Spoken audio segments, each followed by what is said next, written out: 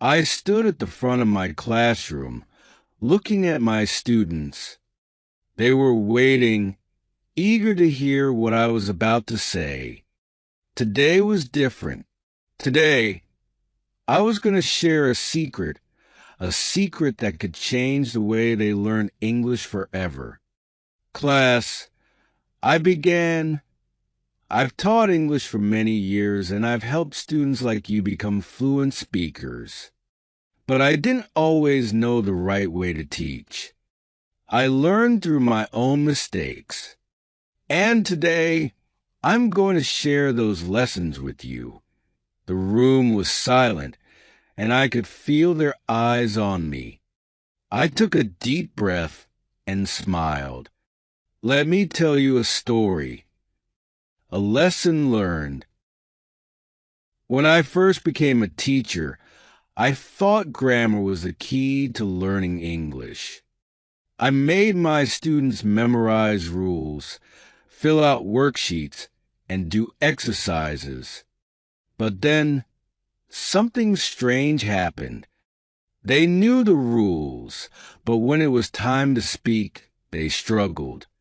Their sentences were slow, they hesitated, and they made mistakes. The students in the class exchanged looks. Some of them nodded, as if they understood the feeling. I knew something had to change. That's when I met Mr. Edwards, an older teacher with more experience. He told me something important. If you want your students to speak fluently, focus on listening and speaking, not just grammar. I paused for a moment, letting his words sink in. At first, I didn't understand. How could listening and speaking help with grammar? But I trusted him, and I decided to try something new. The power of listening and speaking. I started playing English conversations in my classroom. We listened to people speaking naturally, and my students repeated what they heard. At first, it was hard, but slowly, something amazing happened. The more they listened, the more they understood how to speak. They started forming sentences without thinking about the rules. It was as if the language was becoming a part of them. I glanced around the room and saw some students nodding. That's the power of listening, I said. When you listen to native speakers, you learn the rhythm of the language. You hear how sentences are put together. And when you repeat what you hear, you start speaking more naturally. I could see they were starting to understand, but there was more to share. The role of confidence. One of my students, Sarah, struggled with speaking English. Every time she tried, she became nervous. Her face turned red, and she couldn't get the words out. She was so afraid of making mistakes that she barely spoke at all. Several students in the class looked down, as if they felt the same fear. I told Sarah something important. Don't worry about mistakes. Mistakes help you learn. What's more important is speaking with confidence. I asked her to speak every day, even if she made mistakes. Be brave, I told her. Your English will get better with practice. The students were listening closely now, completely focused. Sarah took my advice. She practiced speaking for 10 minutes every day, even when she didn't feel ready. And guess what? After a few months, her English improved dramatically. She still made some mistakes, but she spoke with confidence. And that confidence made all the difference. Learning grammar through stories. I turned to the whiteboard and wrote 2 sentences. I am eating lunch. I ate lunch. These sentences show two different times. The present and the past, I explained. But instead of memorizing the grammar rules, I tell my students to learn through examples and stories. I looked around the room and saw the students nodding in agreement. When you listen to stories, you start to understand grammar without thinking about it. You hear how different tenses are used, and over time, you learn to use them naturally. One of the students raised his hand. But how do we learn grammar if we don't study the rules? I smiled. That's a great question. You still need to know the basics. But instead of memorizing rules, you learn by doing. You listen, you speak, and you use grammar in real conversations. It becomes a habit. Student questions and challenges. The students started asking more questions. How can we practice speaking when we're afraid of making mistakes? One student asked. That's a very common fear, I said.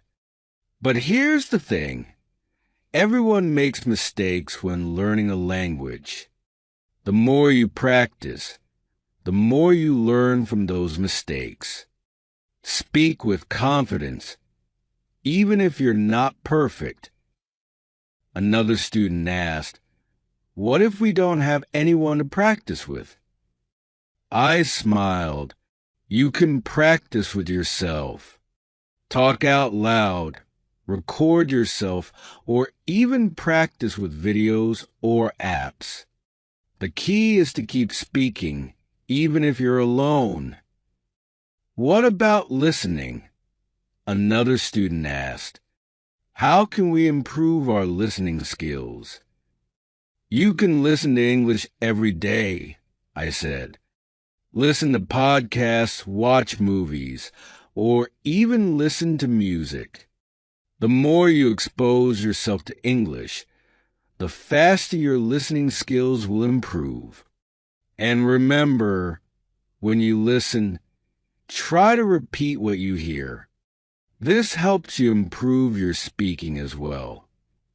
Consistency, the secret to success.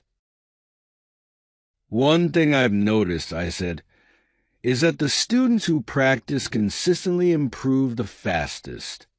Even if you only have 10 minutes a day, that time adds up.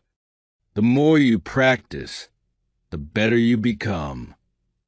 I shared a story about another student, Carlos.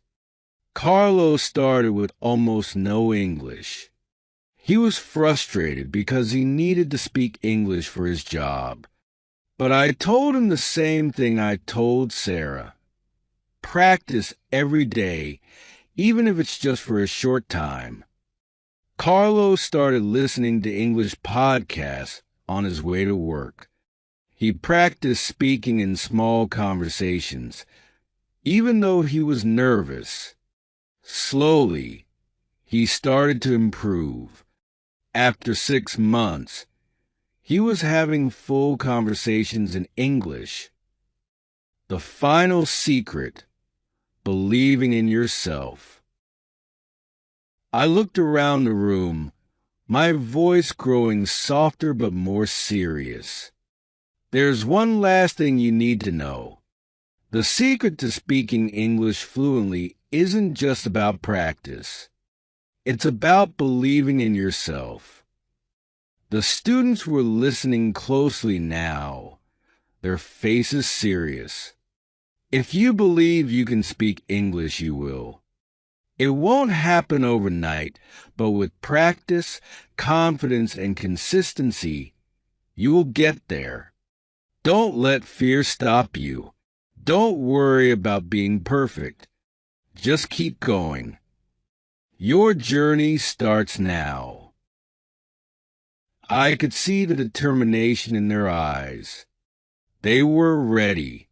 I smiled, knowing they were about to start their own journey to fluency. Remember, I said as the class came to an end, the road to fluency is not about being perfect. It's about being brave enough to speak, even when you're scared. It's about learning from your mistakes and celebrating every small victory. The students began packing their things, but I knew they were leaving with much more than just their notebooks. They were leaving with a new understanding, a belief that they could and would speak English fluently. And one more thing, I added with a smile. Your journey starts now. And so, my students left the classroom, each one a little more confident, a little more excited about learning English. I knew that with practice, listening, and confidence, they would succeed. That's how I've taught all my students over the years, with real stories, real conversations, and the belief that anyone can become fluent in English if they believe in themselves and practice consistently. The secret wasn't a magic formula.